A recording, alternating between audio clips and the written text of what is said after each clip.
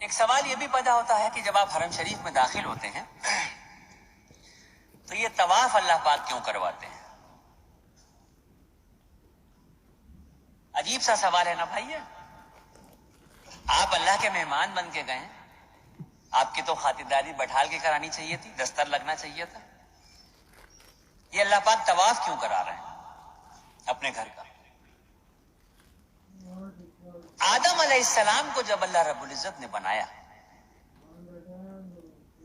فرشتوں کو جب یہ حکم دیا کہ آدم کو سجدہ کرو، اللہ رب العزت نے آدم علیہ السلام کا اور فرشتوں کا ذہنی اعتبار سے مقابلہ کروایا، اور اس ذہنی اعتبار کے مقابلے میں آدم علیہ السلام کی جیت ہوئی، اور فرشتوں نے 7ویں آسمان پہ بیت المعمور کے نام سے اللہ کا ایک گھر ہے اس کا طواف کیا.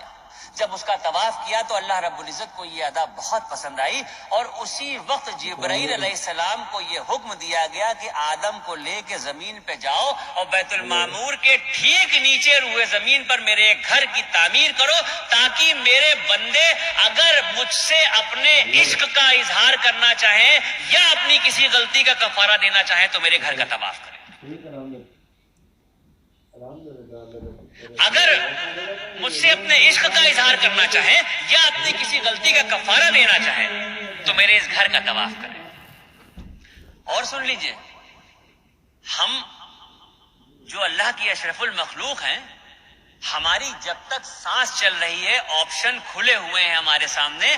ہم زندگی میں جتنی بار چاہیں مکہ شریف جائیں، جتنی بار چاہیں حرم شریف جائیں، اور جتنا چاہیں اتنا طواف کریں. لیکن وہ جو بیت المعمور کے نام سے اللہ کا گھر ہے جس کے فرشتے صرف طواف کرتے ہیں، تو 70,000 فرشتے روز اس گھر کا طواف کرتے ہیں، اور ایک بار جو فرشتہ طواف کر رہا ہے قیامت تک اس کا دوبارہ نمبر نہیں آئے گا.